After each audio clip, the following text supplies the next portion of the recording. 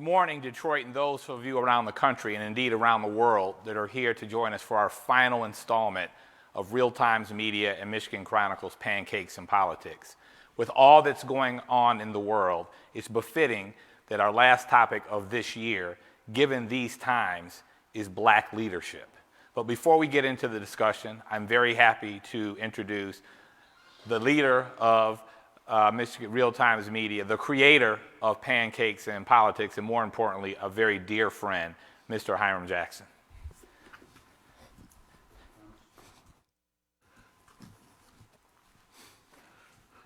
Good morning, good morning. Welcome panelists, thank you for coming. 15 years, this is the finale of the 15th year. This is our 6th forum for this year. Typically, we only do 4, but given the times, we felt it was necessary to do more. I really want to thank our sponsors. These companies really make it possible for us to do Pancakes and Politics. Excuse me. I want to start with our medallion sponsors, Blue Cross Blue Shield of Michigan, Flagstar Bank, UHY, AAA of Michigan, Ascension Health, Bank of America, our pioneer sponsors, HAP, Comcast Business, Henry Ford Health Systems, our platinum sponsors, Walker Miller Energy Services, Rocket Mortgage, DTE, Signal Restoration, and of course, our presenting sponsor, PNC Bank. I really want to thank the Real Times Media staff and the Michigan Chronicle staff. They make it so easy for us to come here at 7 a.m. in the morning and pull off this amazing event.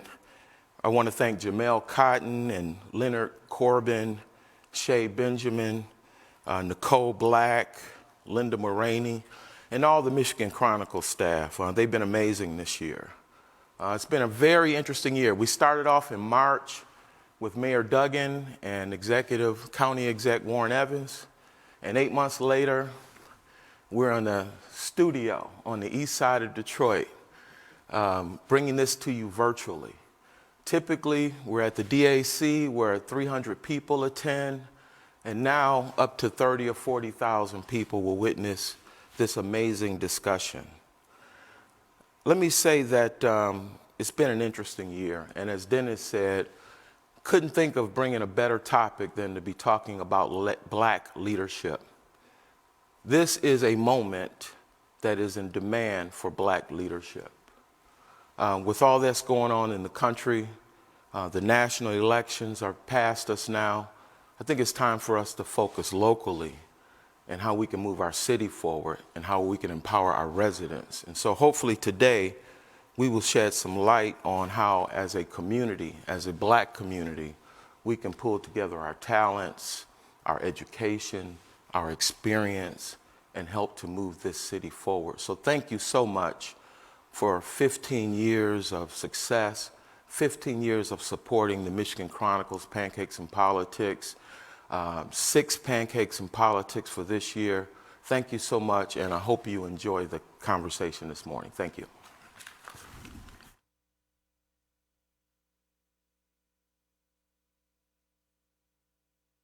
Thank you, Hiram.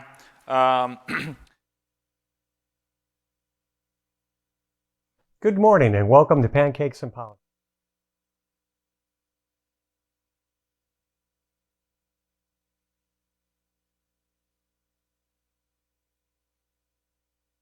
Good morning and welcome to Pancakes and Politics. I'm Rick DeVore, Regional President, PNC Bank. As you know, we're blessed to be the presenting sponsor of Pancakes again for the 8th year. Today's lineup that Hiram has assembled is great, as is usually the case. This is the season finale. It's about black leadership in Detroit, in a time when I think leadership is more important than ever as the country and the region both battle systematic racism.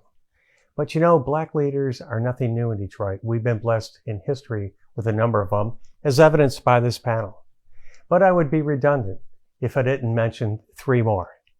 Dr. Reverend Anthony, of course, has to be mentioned every time we talk about great leadership in Detroit, and two of our own in this program, Dennis Archer Jr. and also, of course, Hiram Jackson. Again, welcome and enjoy the conversation.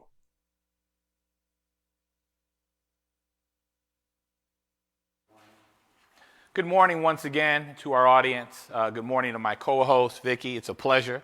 And I'm hoping that you and yours have a happy holidays next week, but be safe and mask up. All right. Thank you, Dennis. It's a pleasure to co-host with you. It's been an amazing season, and I just want to congratulate Hiram and all the Real Times Media staff, as well as the folks here in the studio for making this happen. Everybody's had to shift on a dime, and Hiram certainly stepped up and did that. Absolutely. The true definition of pivot.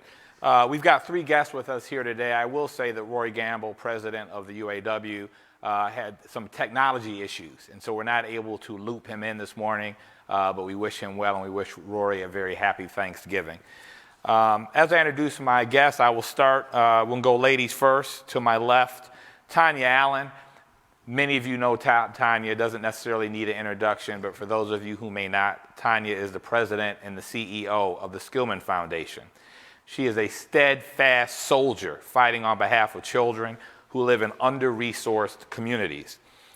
She's managed and established many successful philanthropic initiatives, including the 10-year, $120 million Good Neighborhoods Initiative, which increased graduation rates by 25%, youth programming by 40%, and reduced child victimization by 47%. The creation and expansion of Grow Detroit's Young Talent, which increased summer jobs for youth from 2,500 to 8,200 paid positions during the summers. To co-chairing the Coalition for the Future of Detroit School Children, which successfully advocated for $667 million for the Detroit Public School Community District, return of all elected school board members, and a more charter accountability.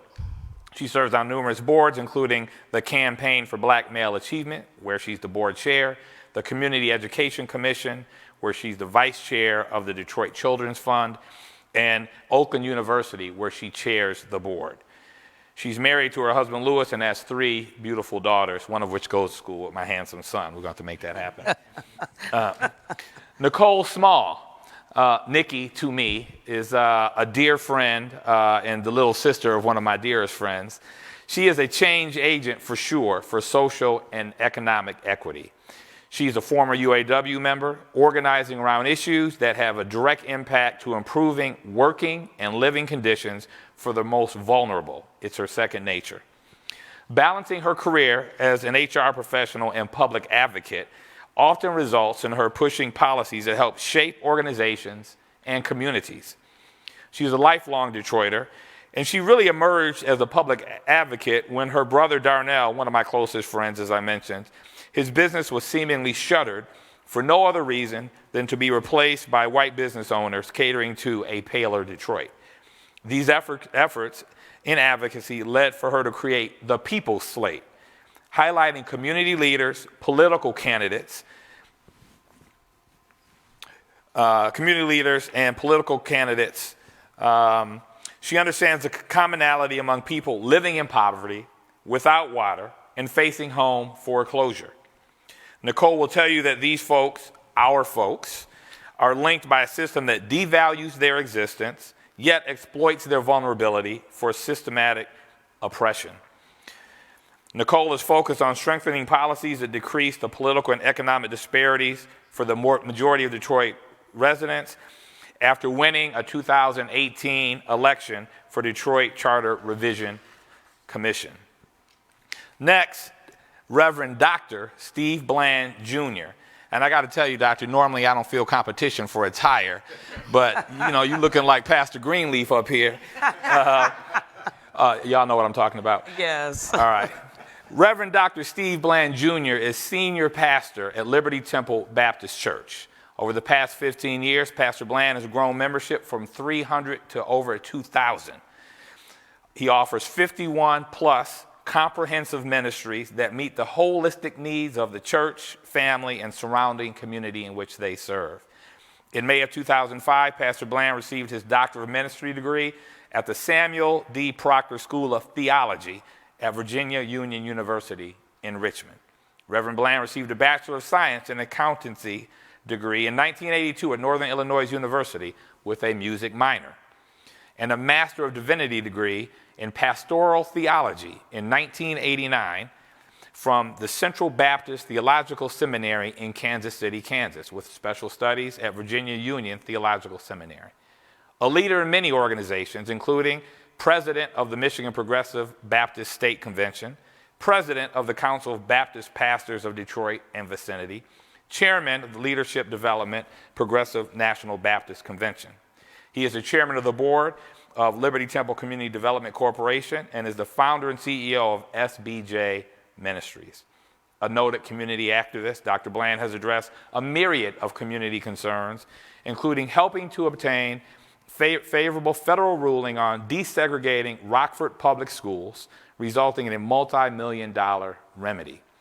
He is a native of Chicago, but we're glad to have you here, and also has lived in Gatesburg, Illinois, where his father pastored Bethesda Baptist Church. It runs in the family, Reverend. Reverend Bland is a proud husband, father, and grandfather. Thank all of you for joining us. Thank you. You know, as preparing for today's discussion, I did something that I not often do, and I referred to the dictionary. And in these times, you don't have to go get the book off the bookshelves in the library. You merely have to go to your phone and go to dictionary.com. And in doing so, not only can you look up leader, you can look up good leader. Let me share what I found. A good leader is enthusiastic about their work or cause, and also about their role as a leader. People will respond more openly to a person of passion and dedication.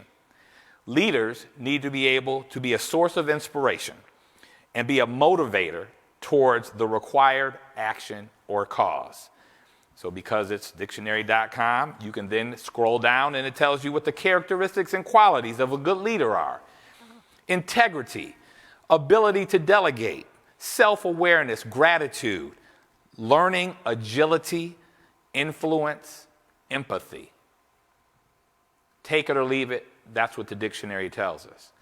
But how do you define a black leader, and how do you define a good black leader? Black leadership. Before you can have a leader, you must have followers. Without followers, there is no leader. So if you say that black folks are the followers who step in line behind a good black leader, who are those followers? Is it a homogeneous group? Are all black folks the same? Should there be one characteristic of a good black leader? We're going to find out today. Adam Clayton Powell, Jr., in his 1971 Adam by Adam wrote, "The people of the streets, the failures, the misfits, the despised, the maimed, the beaten, the sightless, and the voiceless had made captive of me. Whenever they commanded, I followed, but followed only to lead."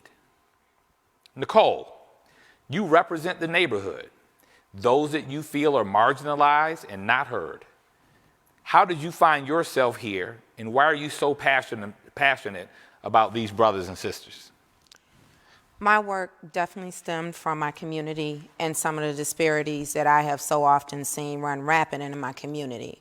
And it was actually when this hit home and landed on my doorstep when my brother was displaced from his business, that he had actually paid his rent. There was a narrative going on in our city that a lot of the black Detroit businesses were being displaced because they didn't pay their rent, and that wasn't the issue. He was displaced just due to an agenda that had already been in place that was being activated to remove black business owners that were thriving from their bread and butter just because someone else wants to come in and take over and because they have a sense of entitlement. For me, enough was enough. With that said, not only was he the only business owner that had been impacted, he had been doing business in the city of Detroit for over 30 years. That's a long time. That's a lot of sweat equity that you put into your business to just have it ripped from you. And I began to take a look at what was happening at such a rapid rate throughout this city. Businesses were being displaced. People were illegally being removed from their homes as well. Resources were definitely being stripped from people who had been here to help build this city and put the labor and the time into it. And it just seemed that no one wanted to take the charge collectively and bring people together and be the conduit to say, how do we fix this? And I felt that who better than me? I couldn't tolerate it anymore. I have a very low tolerance for people to come in and to take over and to basically launch an attack. And that's what's happening now. An attack has been launched on Detroiters, on black Detroiters. You have issues like businesses, access to water, access to housing, of where they have waged a war on black people and they use it as weapons of black destruction. That's what brought me here. Thank you. Thank you. Reverend Doctor, while it runs in the family, you could have chosen a different path. You did not have to follow in your father's footsteps. What impassioned you to get involved? And you got to wake up every day motivated because you got 2,000 plus people that are looking for your lead, looking for you to give them the word. What gets you up and motivated every morning? Let me say, first of all, a joy for me to be here to share with you, Archer, and all of you, especially these wonderful women who I'm adorned with. Usually the thorn is outside, the rose is in the middle, but it's good to be able to look back over my life at this point and say that this is a calling that really did not follow behind my father, who was a wonderful leader and a pastor who passed away now 33 years ago. I actually sought to go in the very opposite direction. So this was not the calling of my choosing, but it was one that chose me. But being able to be passionate about the life of people is something that has been a calling of mine that I have embraced. And I'm grateful to be able to say that it's not just an arena that deals with the church, for the scripture calls us to be the salt of the earth and the light of the world. And so I don't see myself as a person who just deals with local congregations and priests to religious people, but to be able to transform lives, to deal with people where they're hurting, the least, the left out, the bruised, the oppressed, but more than that, a word of hope, helping people to know no matter how bad it is, we particularly as a people are a blues people, we rise above challenge. And so the church becomes that platform with a message that tells us that no matter what our challenges are and have been, we are overcomers. So I've used that platform now. This is my 36th year of ministry. I know, hopefully I don't look that old, but... Not at all. But I am grateful to be able to see the lives of people transformed, both physically, economically, socially, mentally, and spiritually, because I believe that is what God calls us to be. We are created in His image, and sometimes we don't live up to that image. And I think that sometimes, whether it's personal or whether it's corporate, we need to be able to rise to that level. So for me, using the platform as a church, I see myself as somewhat of a social prophet who speaks, if you would, truth to people, as it were. And I see Detroit, as you mentioned, I'm from Chicago, South Side, but I've been here 17 years. And I've seen Detroit as a wonderful, beautiful city, and one that has beautiful people of many diversity, but particularly I'm blessed to be among my own, those persons whose skin has been kissed by nature's sun. And but the challenge is sometimes we don't see our own beauty. And so as we live sometime like abused individuals, everyone sees our beauty but us. And then we react sometimes when people treat us certain ways as victims and not as victors. So my message is the message of hope, that we can rise above any circumstance. Thank you. Thank you. Tanya, when it comes to education and it comes to the advocacy, protecting, looking out for particularly black youth in urban areas, whether they are corporate leaders, Democrats, Republicans, federal, state, local, everybody seems to call Tanya Allen. I'm not sure, as busy as I am and as involved in the things that I'm involved in, how you manage. You must be talking to the Reverend Doctor a little bit to get him to help you out. But seriously, why kids? Why education? Why that focus and niche? Because you are extraordinarily impassioned, obviously, when you talk about it, when you defend it. Where does that come from? Well, thank you, Denny, and I'm glad to be with both of you. I'm very inspired by both of your leadership. I would just say this, is that many of us talk about, wanting to support, strengthen, make Detroit a better place. And I just really believe that Detroit's children are our successors.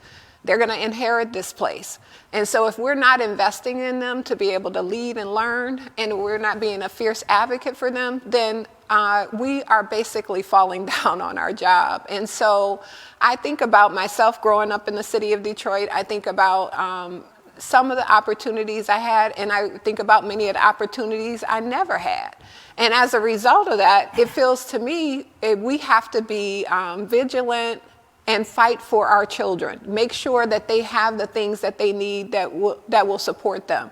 We already know that structural racism exists. We already know that the inequities are baked in these systems, that you cannot even, that there's so much bias in these systems. And so, my passion comes from not trying to get black children to have what white children have. I want black children to have more because they deserve more, because they've had experiences that have pushed them back. So I want to make sure that they get more than enough that will push them forward, because it's a part of what I believe is our economic future. So the state of Michigan and folks in this state, as much as they want, or even in this country, can pretend like there is not a browning and blackening of America if they want to.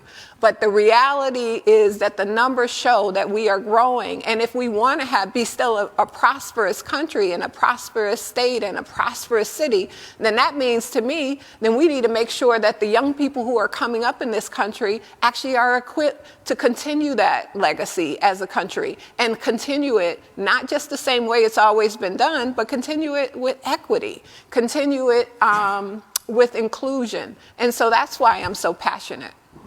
So let me just throw this question is for all three of you. And I would invite our audience to also think about this for yourself. What is the black agenda? Is there a single black agenda? And how do we define a good black leader? So I definitely think that we need a centralized black agenda, but it doesn't exist. So that's the problem that we have right now, is that you have so many people who are entering into this space of creating policy, discussing policy change, actually being able to be afforded the opportunity to sit at the table with those policy leaders, but they have never done the work. And the reason why they're afforded this opportunity to sit at the table with a president, whether it's Republican or Democrat, to discuss a black agenda is because those of us who are on the ground, who have actually been fighting for change, talking about equitable policies, and actually have presented some of those policy changes and demands to our elected leaders, were overlooked and undervalued. And so because we won't come together collectively and say, you know what, let's just identify 3 things that we have in common, and let's just work from there. And we will all get behind it, the majority of us, not all, we will support it, and this will be our agenda. And because we don't do that, we don't have a centralized agenda, and it's so dangerous. It's a lot of the reasons why we have so many disparities, even in 2020. I mean, my goodness, black people just saved this country. Even in the city of Detroit, over 250,000 Detroiters showed up and they voted. And what are we getting for the return on our investment? Nothing, because we did not come to the table with a centralized agenda for black people, and it's dangerous. So Nicole, let me work through that a little bit with you. So you would submit that between those of you who are on the ground and those folks, I'll throw myself in that realm, that have connectivity to corporate America, to the boardrooms, there's not enough working relationship there. And if there were, then as a whole, we'd be better off. Yes, we need a collaborative effort. If we don't figure out how to work together, and it won't be all of us, I don't want to mislead the people today to believe that I'm even willing to sit at the table with everyone. I'm not, because at this point in my journey, I don't really believe in wasting my time. There are some people who are in positions of power that I do believe that we can talk to, we can work with, and we can actually trust that when they get to the table, they will pick one of us. Doesn't have to be all of us, but they will pick one of us to take us to the table with them to deliver that message, to ensure that when these conversations are being had about our agenda and our demands, that it's the actual narrative that really supports what we're working towards. But what happens is because we don't want to have these conversations with people on so-called other side of the fence, because you have what you call grassroots, and this is just the reality, and then you have what you call the black establishment. So there's this wedge where the black establishment doesn't sometimes value what grassroots has to offer. They look at us as if, you know what, they're just yelling and you know what, they don't have any power. Then you have the grassroots who they don't really want to align and have those conversations. So yes, it must be a collaborative effort, but it needs to be the right people at the table, and you must have the right intentions. You know, the path, it's interesting.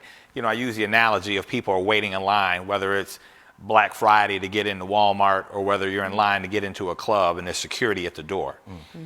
And, you know, if there's one or two of you, you might not be able to get past the security. Mm-hmm. If there's 4 or 5 of you and you time it right, you're able to bust through the door. And if you look at what AOC and the squad has been able to do, many of their routes are similar to yours. Collectively, they've been able to make some noise and get some attention. And the Democratic Party is forced to listen to the left because of the power and the support that they have from the grassroots level. You know, Reverend Doctor, tell us about what you do with your ministries in your neighborhood, in your community, and how that empowers black folks in that area. Well, let me just piggyback off of what's been said and the questions asked. I don't think that we're as much divided as we are disconnected. You know, the old adage is we may have come over on different ships, but we're in the same boat. I think sometimes... I'm gonna write that one down. You know, there is a sense that we don't understand that the wider community, unfortunately, sees us differently than we see ourselves. We're not a monolith, you know, in many ways, but yet and still, we are treated and looked upon, and our blackness is defined almost like biblical leprosy.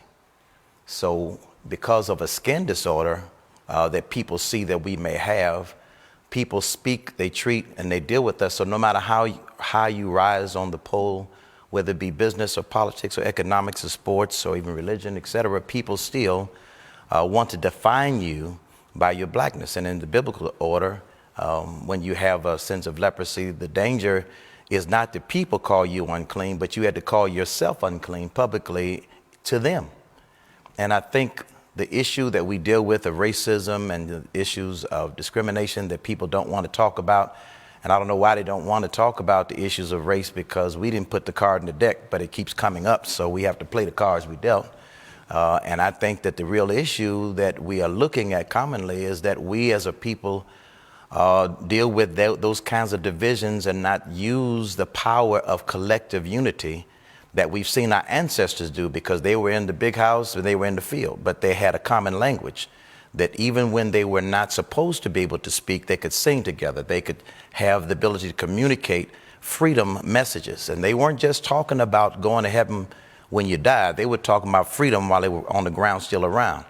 We've lost our ability to communicate. And I think that while other people are meeting and having Mackinac conferences, it's time we have a Blackinac conference, you know, and have an opportunity to bring all of our forces together. And it's not a statement of separatism. The fact is, you cannot know your worth at the table if you have not first identified yourself as whole. But we cannot be fractioned and come to the table and bring an agenda, because to me, being black is not just about color, it's about consciousness, because all of our skin folk is not our kinfolk. You know, you can be black, but yet not deal with an agenda that raises the issues of people. So, you know, it's not the color of a balloon that makes it rise, it's the kind of gas on the inside. I can't write all these down, Doctor. This is overwhelming. I want to piggyback on what you just said, because Often people say that the Democratic Party takes the black vote for granted. Do you think there should be a concerted effort to reach out to black Republican leaders to make sure that our issues are addressed on both sides of the aisle? I mean, I would say that our issues are not based on a particular party because, of course, historically we've been in both parties.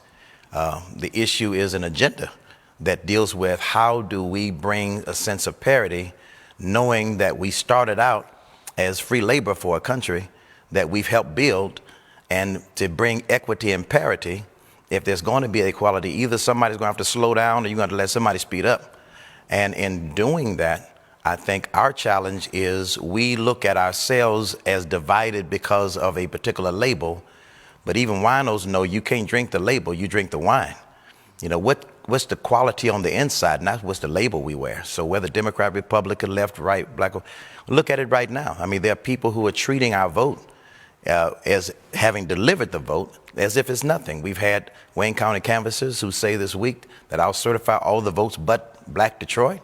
I mean, that's a statement that is defined by its definition on its face is not just a Democratic or Republican statement, it's devaluing the worth of a city that is the point of the city. And Detroit is the one who determines, I believe still, the direction of Michigan.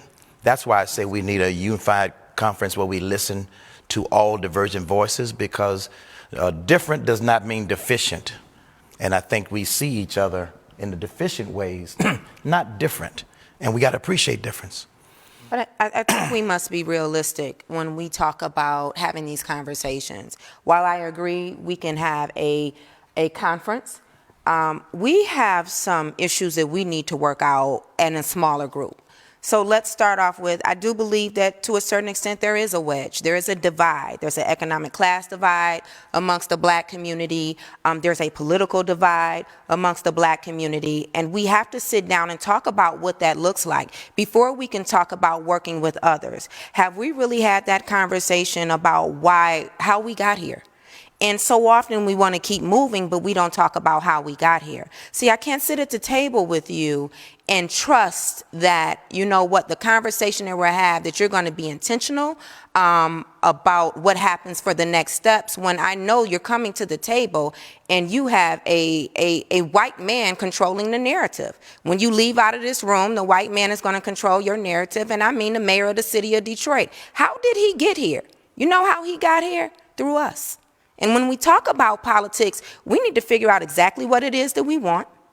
We need to identify those people who can help us get there, and then we need to bring them to the table. I think too often we want to do this whole, everybody come together and kumbaya. It doesn't work that way.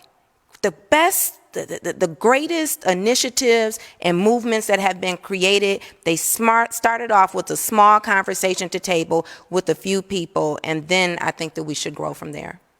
Yeah, but I would I don't disagree with that, Nicole, but I would add a couple of thoughts to that. I think that what we're missing is that we don't have an inside and outside game, right? So that's the challenge, is that we don't have strategy. And the second challenge, in my opinion, is that we often are looking for heroic leaders, right? We don't need a heroic leader. And I know that has been our history in our community. What we need is leaders as hosts. Who are the people that are bringing folks to the table? Who are the people that are creating an environment where everybody's voice gets to be heard? Who are the people who are making sure that we are able to do more together? And I think that a lot of times we just miss that conversation. And so I'm in full agreement with your point of view about we need to start small and then you grow that conversation. And I often think, we often look to who our electeds are as if those are the folks who should be leading our agenda. No, the electeds ought to represent our agenda because we are leading it.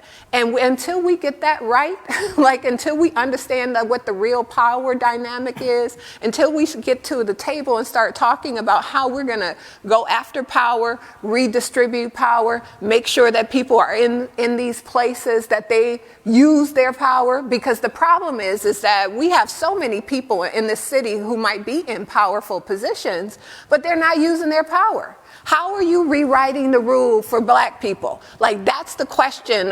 That's the question, in my opinion, about what a good leader is. Are you working in the interests of black people? Are you using the power you have to rewrite the rules? If you're not rewriting the rules, then you need to step aside. If you're not leading with your experience as a black person, then step aside.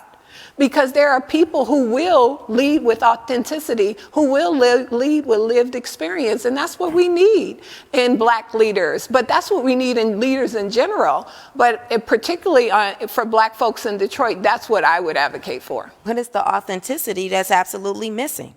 We have so many people who have self-deputized themselves to be leaders. We have so many people who are really auto-tune leaders. They're lip-syncing from someone else's narrative instead of coming to the people who have been directly impacted by these issues and finding out, hey, I hear that it's a problem with black people having access to economic opportunities. Hey, you had 150,000 water shutoffs in the city of Detroit. I mean, that's unprecedented, unheard of. And we don't hear these leaders having these conversations. But the conversations for me, and I hear it on both sides, it's a lot of masking and Band-Aids over the problems. And if we don't start talking about, if I sit down at the table with instance for you, and you're on education, if I don't have a serious conversation about, you know, how you're perceived and the impact that you've had on Detroit public schools, we're never going to get anywhere, because you know what? We're not being authentic. And the same here.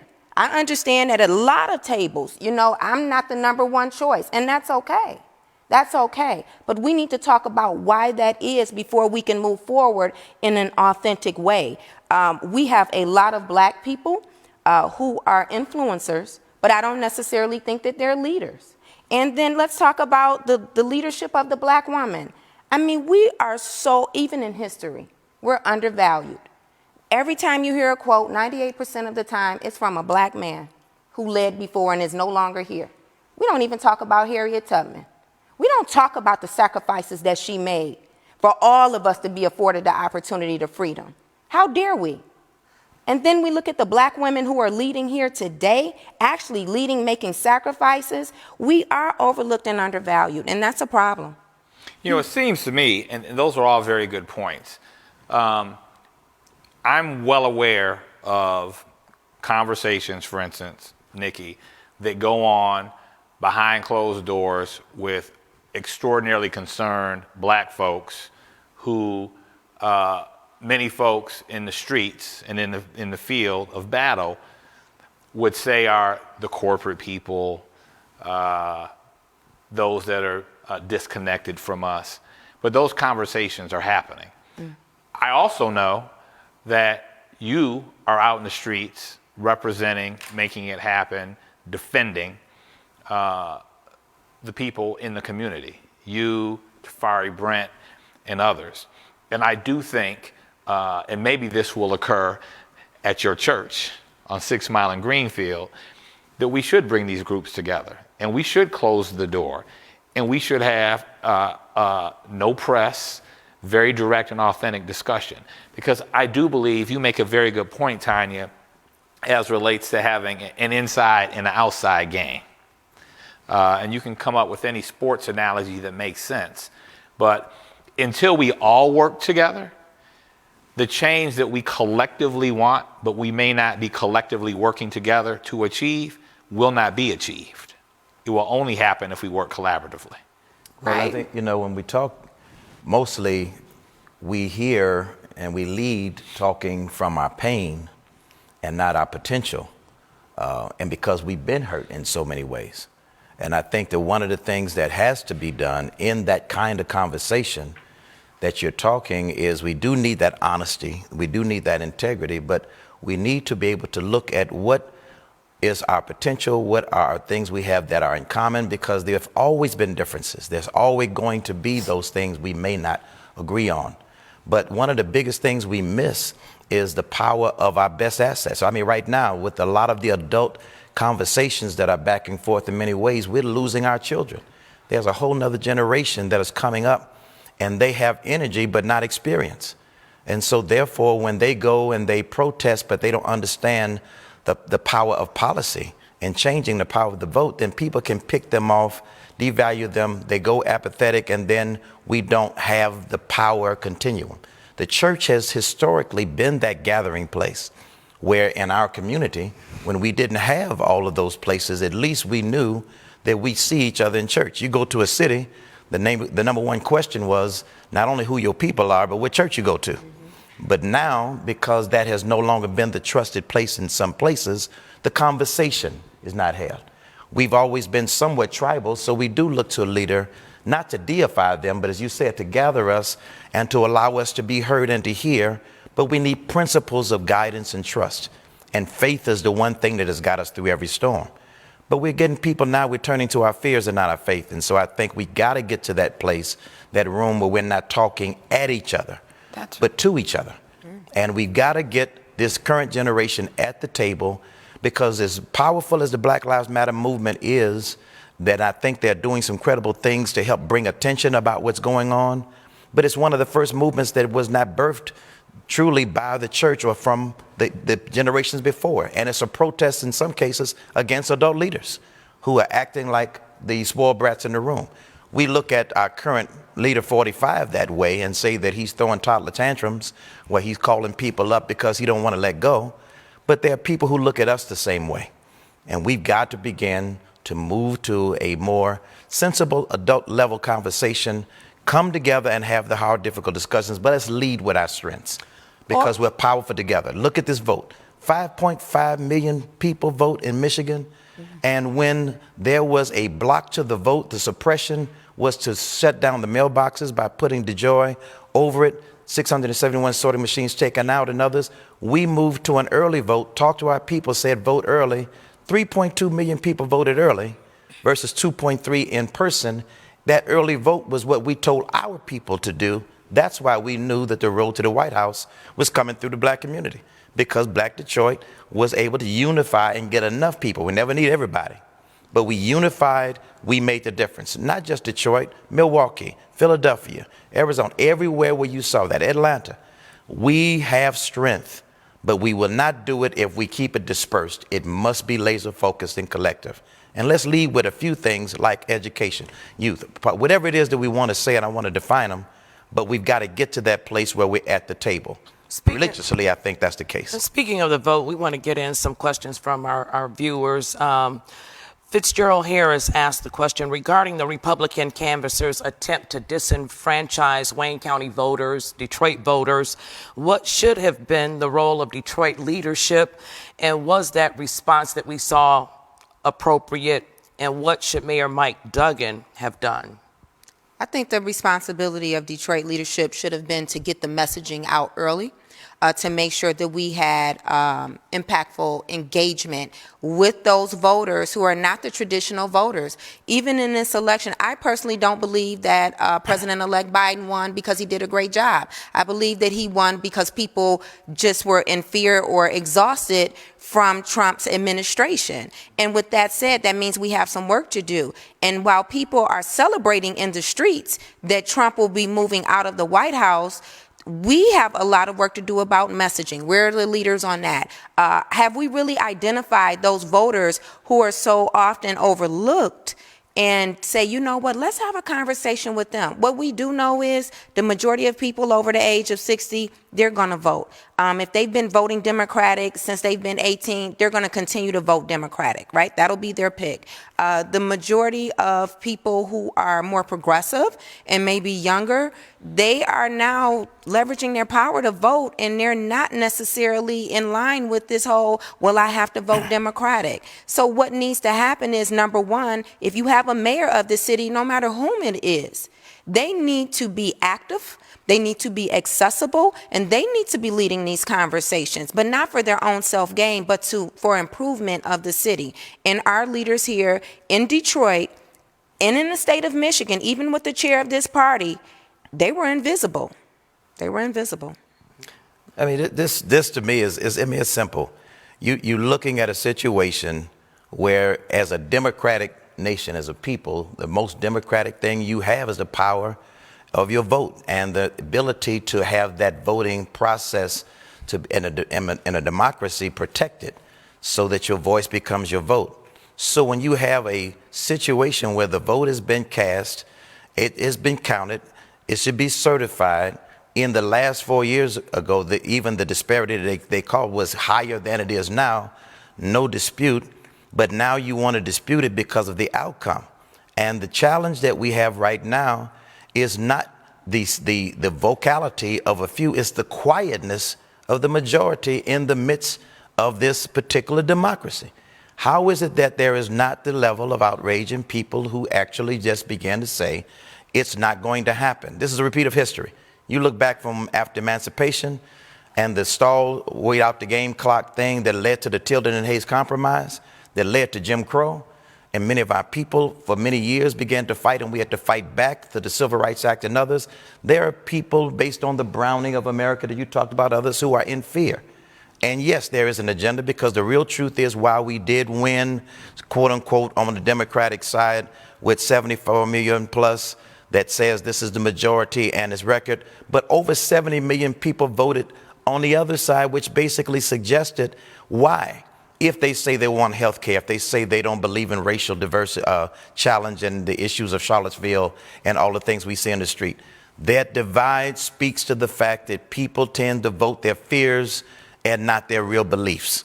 And I think that right now, when it comes to this canvassing vote, this should be a situation where it's shut down. The Republican Party, for instance, right now, who is clearly doing something different now than they did 4 years ago, they're the ones that need to speak to their own leaders and say to Leader Catfield and Shirky, why are you going, to talk about what?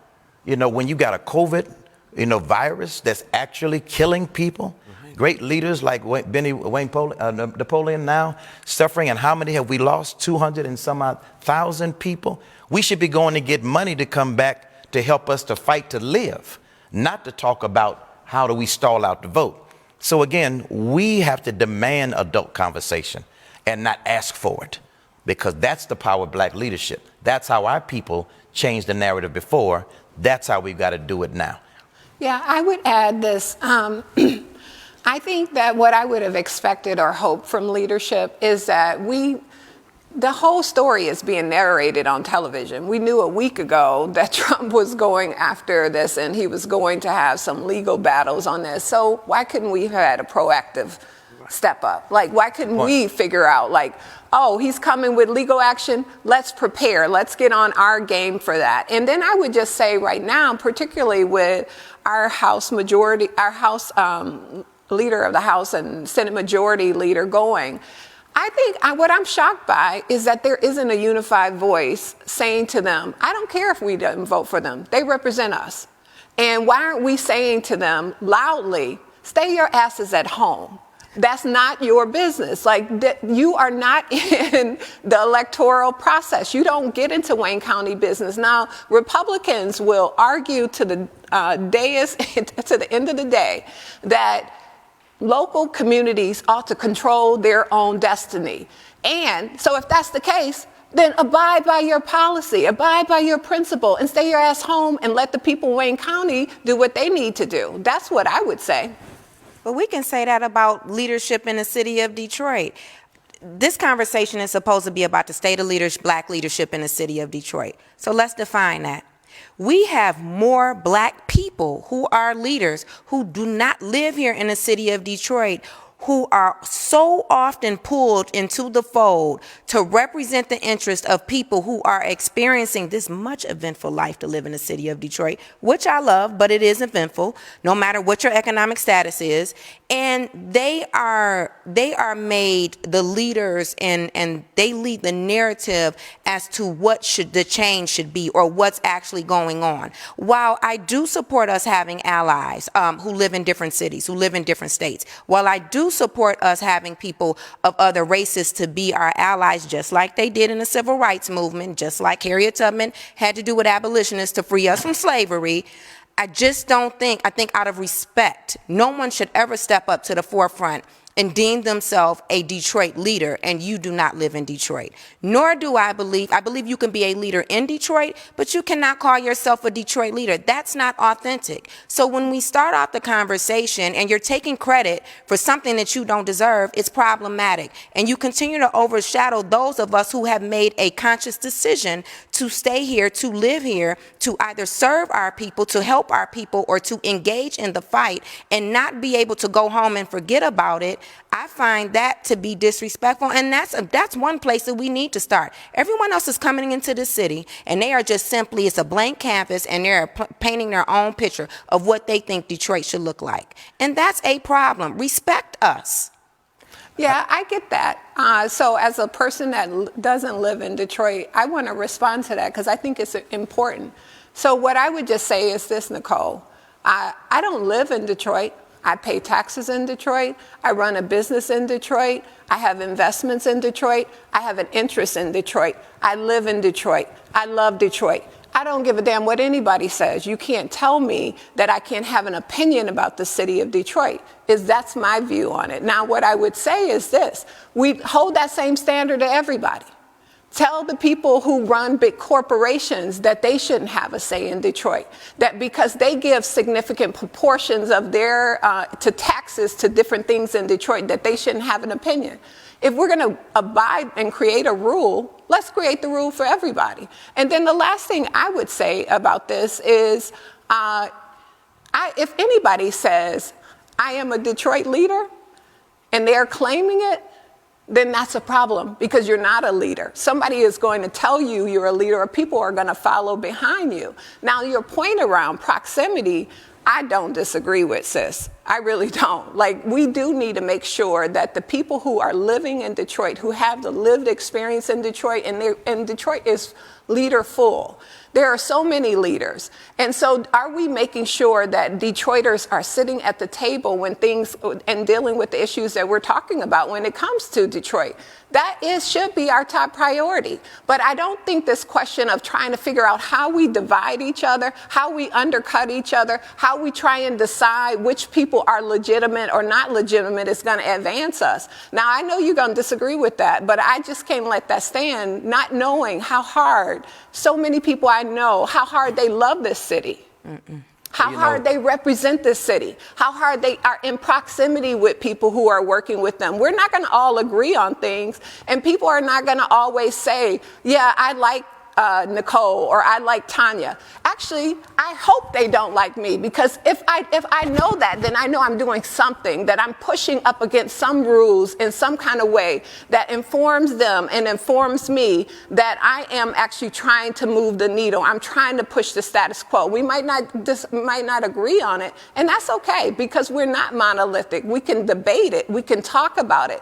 But I wouldn't want us to devalue black women. I don't want us to devalue black men, period. And I definitely don't want to do it on a television program that for 30 or 40,000 people, suggesting that because we disagree with their position that they're not good people or they're not doing good work. But all people aren't good people. And there are a lot of people who put themselves in this position. But I want to touch upon your response. I find it so interesting that every time the conversation comes about people who don't live here in this city, who are put up on the front line and who are receive these accolades for being great Detroit leaders, that in turn I hear this same narrative, like what you just said, is that, you know what, I don't have to live here. I pay taxes. You know what, I have business here. Well, you know what, if I go and work in Livonia, I have to pay taxes there because they're going to take them out. But that does not make me a Livonia leader. And what I'm saying is, Tanya, there is a high level of disrespect for those who live here, who have been here, who also pay taxes here, who have to endure lackluster leadership because we live here, while others who come into this city who don't live here, they sing their praises. It's a problem. It's not a conversation that should be swept under the rug, because you know what? If I come to your city where you live, I can support you. I can speak to certain issues, but you know what I can't do? I can't get the credit for being a leader of that city. And I don't understand why is it so different for Detroit? That's what I'm saying to you. And it's a lack of respect. And I said this, I was very clear. It's not that we don't want to align ourselves and have the value of what people like you can offer at the table, but the problem is that you can't receive the credit for something that you're not. And we have to be clear on that. Because it's important. Well, it's very important. Let me say the following. Now I understand why you put me in the middle. Right. Okay. Reverend Dr. I feel like Tanya, let me suggest to you the following. Can I say this to the, of course you can. The issue, I yield to the cloth. Of the essence of black leadership, which leads to my earlier statement. We lead sometimes dealing with our pain and again, but not see the beauty of what we both and each have to offer. Because the issue is really not our zip code. In many ways, as much as it can be for other people outside our genetic code. We have to deal with the issue that greatness is not proclamation, it's performance. And you're both leading strong in great areas and people respect you, follow you. Here's the deficit. We have a deficit of honor, a deficit of people who actually see us, take to our finer selves and lead with what we know our strengths and work out our differences in ways and in platforms where we can make those more strengths. But I think that sometimes we continue to deal with the kind of crab bucket mentality people say, where we don't see the beauty of what we are bringing to the table. You're here both because of the great leadership you are given as strong women, and in many cases have fought to have a seat at the table.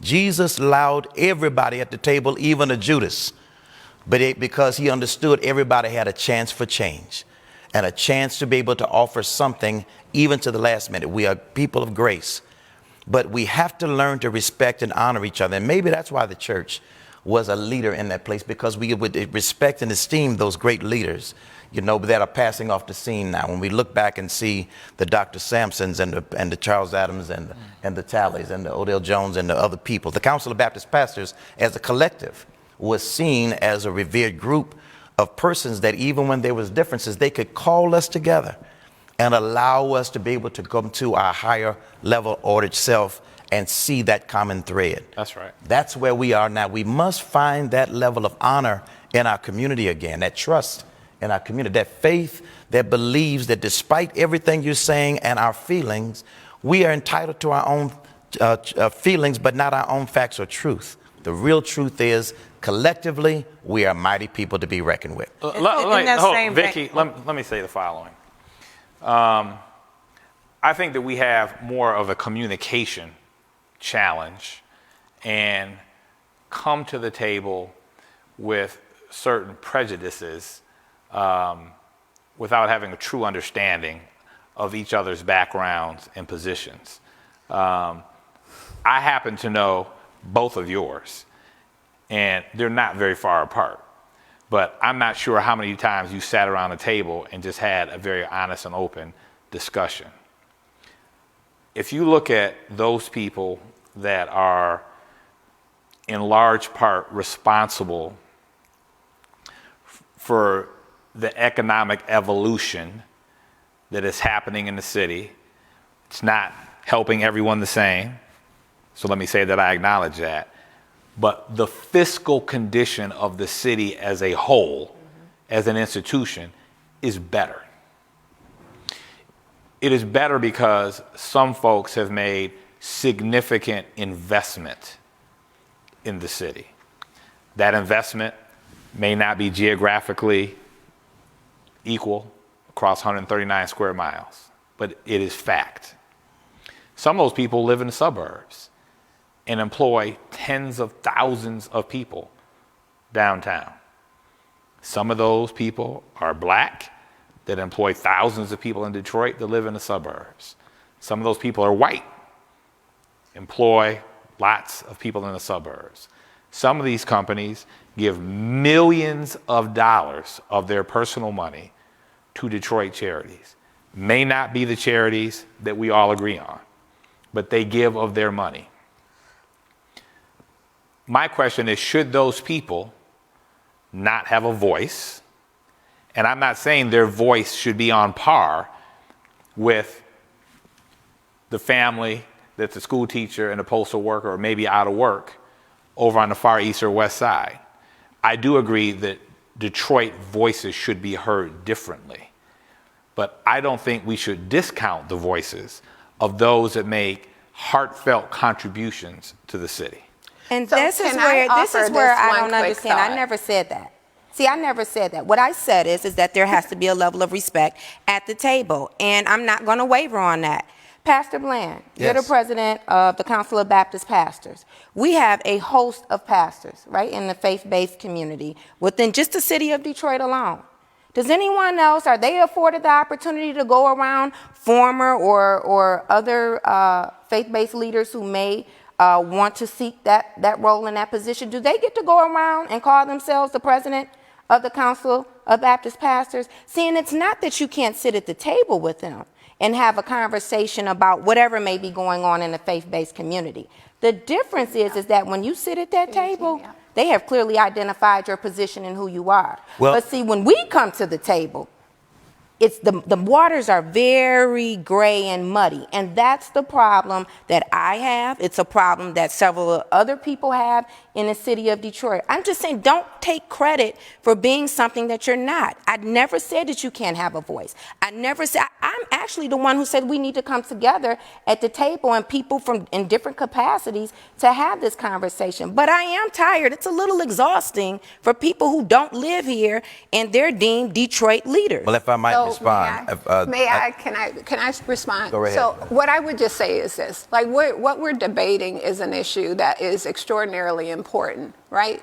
But we're not in conflict, we're just debating. So I want to just make sure that we don't, when women talk and we debate with intensity like men would, that we don't demean women like we're in some cat fight. That ain't happening. That's right. Exactly That's right. not happening. right. So I just want to make sure of that. And then the second thing I would say is this. What I would think black leaders ought to be talking about is the fact that we're about to lose a significant proportion of black wealth because of the fragility of black businesses in Detroit right now due to the COVID recession. Yes. Now, we lost majority of our black wealth with home ownership in the Great Recession 12 years ago. So we got a significant moment in our timeline right now where we need black leaders, regardless if you live in Detroit or if you don't live in Detroit, to actually step up and to be focusing on this agenda. And just like Nicole said, how are we thinking about water and basic needs and all of the things that people need right now? That should be the things that we are debating with intensity, is how we're going to get this done. How, and not necessarily what we're going to do about a election that's already past due. What about the elections that are coming? What about how we build economic power, not just political power, because political power is fleeting if you can't hold them accountable. Those are the kinds of things that I, as a leader, because people have defined me as that, want to talk about, and because those are the things that I'm going to passionately get behind, because I know that that's what people want. People want to be able to live every day of their life without having to struggle and survive. They want to thrive, and I want to help them do that. I want to just respond, I think, in kind by saying that in the work that we are looking at, greatness is not defined, and I think you alluded to it, by proclamation, but performance. It's our servanthood, and it's how we find that niche that we can lead. If you got a puzzle and a piece doesn't fit in a certain spot, it fits somewhere, but you have to find that place, because all of it together is what's going to make the whole picture come together. Just to the point that you raised, I sent it to the presidency of the Council of Baptist Pastors in January this year. Little did I know that a pandemic would come.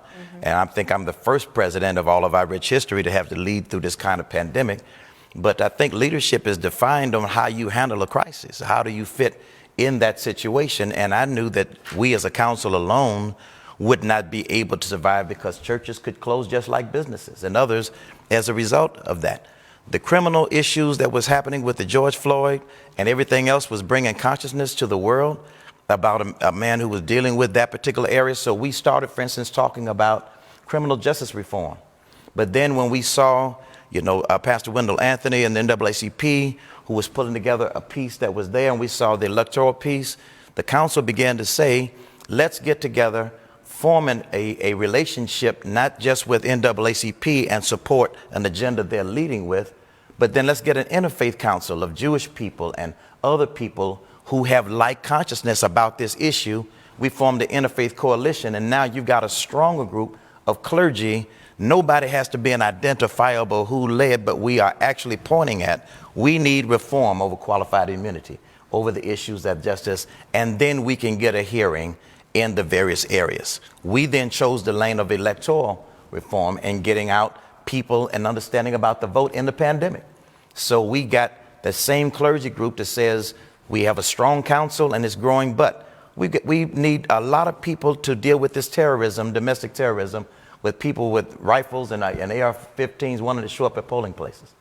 We couldn't do it just alone. We reached out to that same group of partners and said, how can we lead and make strength? We had 173 chaplains who across the state was able to then go out and just wear our collars and stand and be a presence to make people comfortable should they decide to go vote.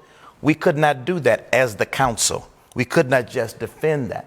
We must use and leverage our leadership position to let others know we are willing to partner and serve together for the common good and agenda, and people respond. And I think that we do. I definitely think that we do. I think we do a great job even at the grassroots level. Let me be clear. A lot of the support and help that comes to grassroots, those of us who are authentic about the work that we do, come from national funders, people who don't live in this state. They don't. Well, you know, I live in the city. I live in Detroit. No, and by you choice. do, but I'm just saying And there is an ideology and a narrative again that, you know what, grassroots Detroiters, we are territorial, but Detroiters are territorial. It's not just us. It's all the majority of Detroiters. And I just say this to say, yes, we can come to the table and have a conversation. Just like, listen, that's not my expertise to lead in a faith-based community, but I can come and support you on some of your initiatives. I just can't be the one to dominate and to take control. And I'm going to stand on that, because if we don't, we will continue to have people who do not live in this city and continue to be a mayor. We will continue to have these state rep seats that we are quickly seeing that were once black, because we are the majority of this city, be taken by other races. Look at what's happening in Congress. People want to raise all type of sand about John Conyers' seat being taken by a Palestinian woman. Well, you know what? We did that. We did that because too quickly we want to open up the door to others before we secure a seat for our own. And that's just my position. This is an important question from one of our viewers, Scott Holliday, and it's a follow-up on your comment you made earlier, Reverend Bland, but this question is for all three of you. Scott says, if black people are not monolithic, how do we land on a single black agenda? Well, I don't think that there is a single black agenda. I think you're going to have any agenda we have for black folks has to have dimension and depth. So it's not just one thing. And so I think the thing is how do we name those 10 or 20 things that we think are extraordinarily important? How do we decide which of those 2 or 3 or 4 that we're trying to advance now because it's the right time? We have the capital to be able to do them. We think that we can create the policies that we need to move on those things. How many of us are going to stand down to enable those things to advance because we want to get progress? We want to see momentum. Like, that's what I think we have to do. And then once you get momentum on those things, if you've been in the lead on that, then you lean back and get back in formation. You get behind the other leaders who are going to lead on some other issues. That's what strategy looks like. That's coalition. And that's what coalition is. And I think we don't have to be in agreement on all things, but what we need to be is agreement on the impact, the outcomes that we want to see for our folks. And we need to be able to state that clearly and do that with a radical imagination, because we're thinking too small, and we need to do it with radical love, which is about really undoing all of these things that aren't creating equitable outcomes for our kids. That radical love is the church word right there. But you know, the issue, I think, clearly is we are in a position where, like in history, crisis comes and it defines those moments for us sometimes. The Chinese symbol for crisis is not just impending danger, it's golden opportunity. It's because of the pandemic that we're in right now that we're recognizing our health disparity. We're recognizing the digital divide that's happening in our school systems. We're recognizing the issue, and so those issues surface for us that puts us on a common table.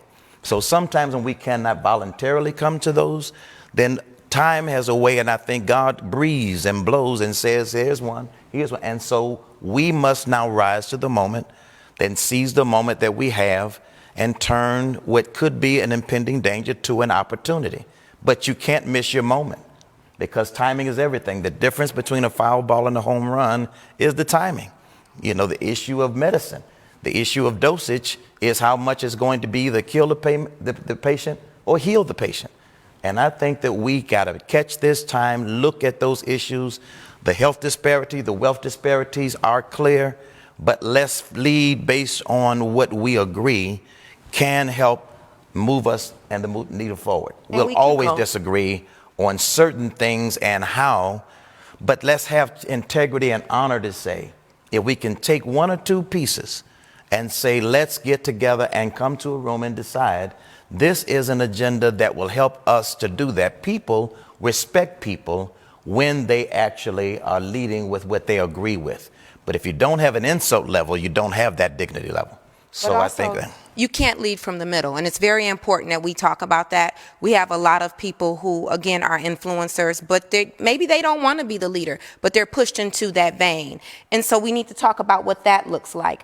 Also, you know, the state of black leadership in the city of Detroit, the majority, unfortunately, is a stage of paralysis and submission. We have so many people who claim to be leaders, and they say, you know, power concedes nothing without a demand. But my goodness, before they get to the table, they've already conceded without making the demand. I think it's very important that before we push people into these spaces or before we support them, we have a clear understanding of what their intentions are and what the message will be that they're going to lead with at the table. I don't have to be there. That's just me. You know, I'm okay with following people as long as you're doing a good job and you're authentic about it. But at the same time, let's figure out, you know, is this a great position for them to actually be a leader? Because you can't lead from the middle. Have you identified the people you trust as a leader in this season right now? Yourself personally, have you identified them? And have you gone to them with your passions, your concerns, and says, help me to get to the table with people I may not see and agree, and I trust you, I honor you enough to let me help to get to the table of discussion, because you have something clearly to offer. But who do you trust in that lane? But let me just say this, and to add to that, it shouldn't just always be, can you help me? But sometimes I want them to help themselves and actually get to that table. I mean, I work with some dynamic people. You have the Honorable former Councilwoman Joanne Watson. I mean, she's still doing some great work. Absolutely. You have Sister Monica Lewis-Patrick. She does some great work. We have some good people in our community. And yes, we are having these conversations. If respect isn't at the table first, that's a problem. We have the first black woman vice president, elect of the United States in position. And again, these are opportunities that we seize. But if we miss the moment and don't seize that, because that time doesn't last very long, we have the ability, if we can get these two senators to get in place, to actually carry an agenda. And that's the mistakes we had before. We blow the moment and then we get back to the bifurcation. Doctor, we got 45 seconds divided by 3 is 15 seconds each. Tanya, your first close Young people. We need to get more young people's voices into these conversations, because we're not going to be talking about the things that are most important otherwise. Reverend. I agree. I think that we need to look at, again, how do we bridge the gap between our seniors and our youth? But we have them in place. The Garland Gilchrist, who's in place right now. We've got Sabri, who's a judge right now. These young people are coming, but they need to be connected to our wisdom, because they are the ones going to carry the ball. Nicole. Bridge the generational gap and make sure that we have a centralized black agenda to start off with. Let me thank everyone for participating in this final installation of Pancakes and Politics. I will say this was probably the most robust and energetic conversation we had, and I think it's actually befitting given these times.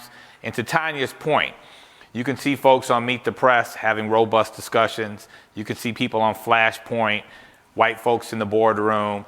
Just because we have a robust discussion, we don't agree on everything, does not mean that we're not unified. Mask up, be safe during the holidays. Happy Thanksgiving.